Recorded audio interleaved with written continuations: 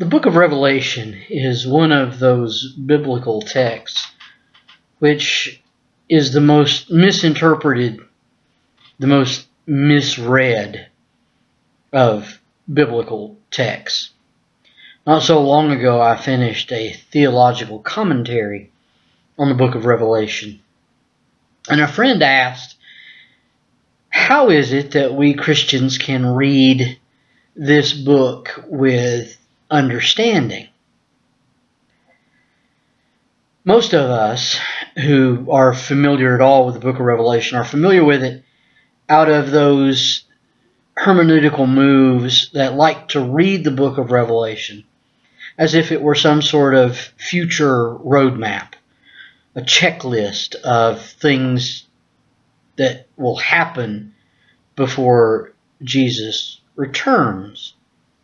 It's a rather strange way of reading the biblical text because it isn't the way that Christians have traditionally approached that text. Instead of a roadmap for the future, the book of Revelation is a message for the church. Even in the earliest chapters, there are 7 particular churches mentioned in Revelation 2 and 3, churches that are located in the ancient world in what is now Turkey, Asia Minor. The message to those 7 churches, at least on first read, is really rather harsh. But a closer reading of the book of Revelation finds that the word itself is an encouraging word to those churches, encouraging to churches to remain faithful in the midst of suffering and persecution. The book of Revelation, it's important to remember, is a book that first and foremost is not about the future, but it's about Jesus. Jesus is the revelation of God. So the book, even in its earliest verses, chapter 1, has this rich imagery of Jesus. It's imagery that's drawn from primarily the Old Testament prophets, but also from other Jewish and even early Christian prophetic literature. And as such, the book of Revelation is a prophecy. But it's a prophecy not in the sense of telling the future. It's a prophecy in the sense of speaking on behalf of God. The book of Revelation offers Christians a way of looking at the world that God looks at the world. It's this way of narrating world events, of narrating human history, of narrating our understanding of God that points first and foremost to Jesus. What we find in the book of Revelation then is this grand sweep of the biblical story. It's a story that begins with Adam and goes through to David and finally climaxing in Jesus and later in Jesus's followers, what the New Testament will describe as the mystical body of Jesus Christ, the church. This grand sweep of the biblical story begins with Adam.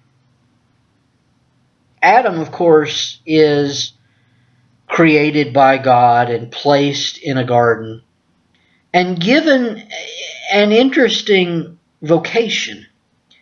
Adam's calling is to name and care for, in a stewardly way, all of creation. What Adam's calling here is to be God's viceroy on the earth, God's representative. As God as king over all, Adam is to be king over the created world. And of course, Adam's sin is that he's not a very good king. And all of creation as a result is tossed into this chaos. Even Eden becomes a desert. Of course, God is not willing that chaos and destruction be the final word. So the Old Testament story continues with God's choosing Abraham, Isaac, Jacob, Joseph as instruments of God's redemption of the world. The vocation that Abraham's given is to be a blessing to the nations, not simply a blessing to Israel.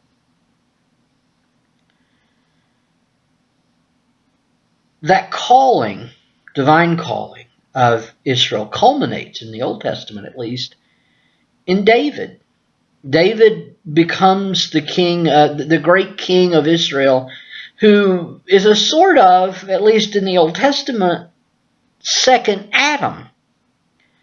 He's kind of a new Adam who's been given the charge to bring all of the world back under the sovereign rule of Yahweh. Anyone familiar with David's story, though, knows that David is not a very good king either.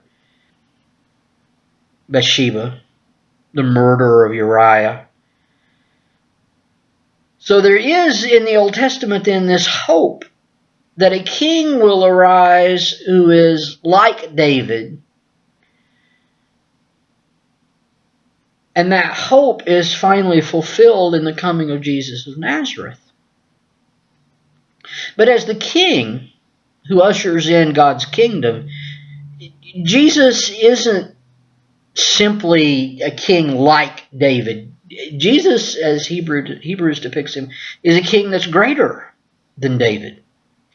Because Jesus conquers not just the world, but even that chaos, that darkness, that destruction, the death that reigns over creation. Jesus reigns not from a throne, but from a cross. As the crucified one, he is also the vindicated one in his resurrection. All of that imagery from the Old Testament and from Jesus, all of that is reflected in the book of Revelation. Revelation depicts that there is this mighty battle between the forces of darkness and chaos and God. But God has already won in that battle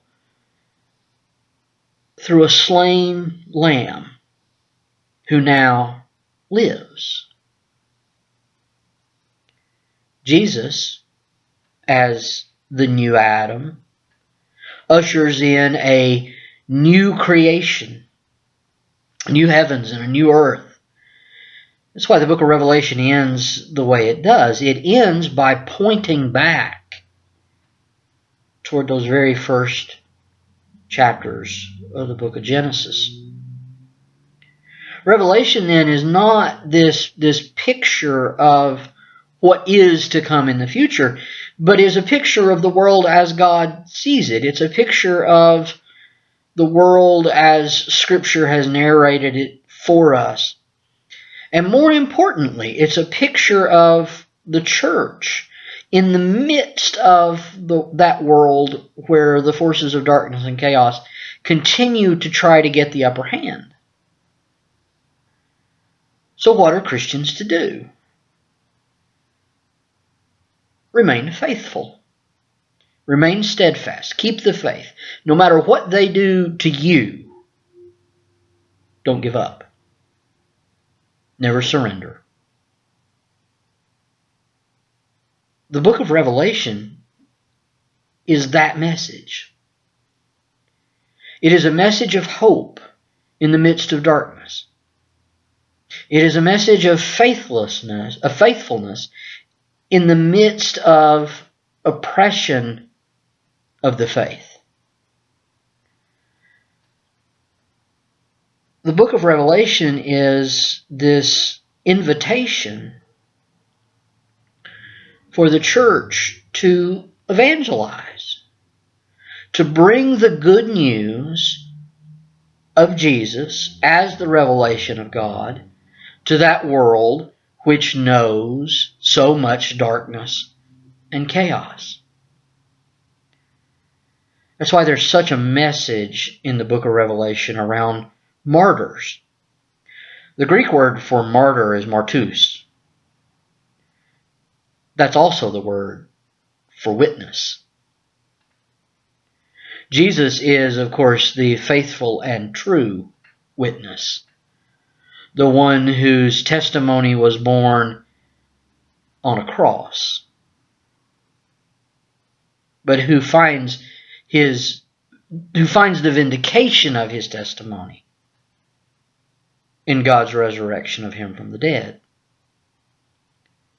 We Christians are witnesses of these things.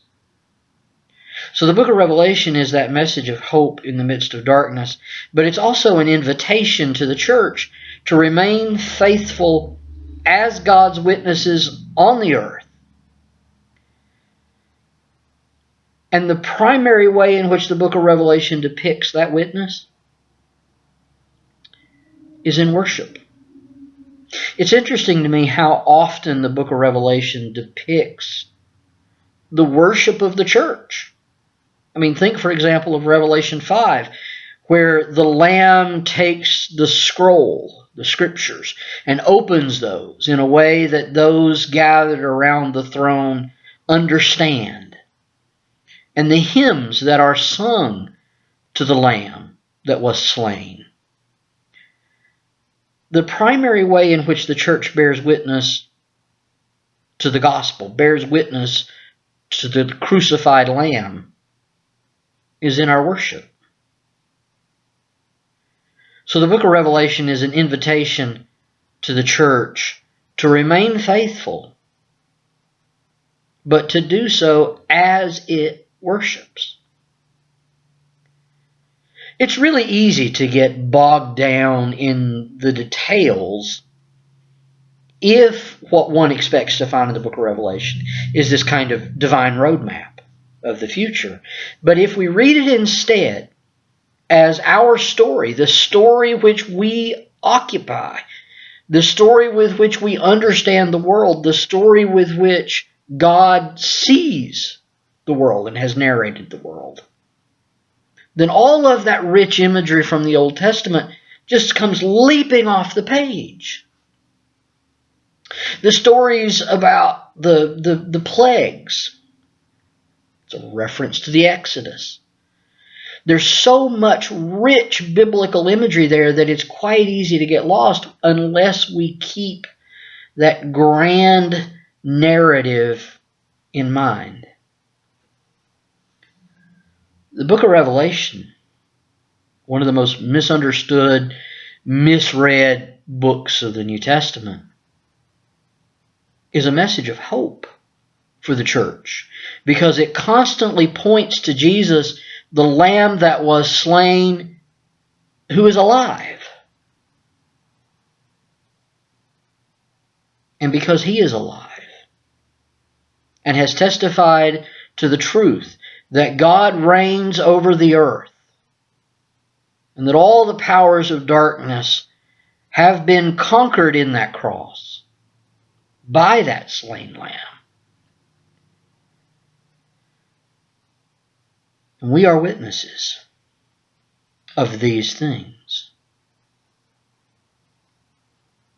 The book of Revelation isn't some roadmap to the future. It's a message about the revelation of God in Jesus Christ.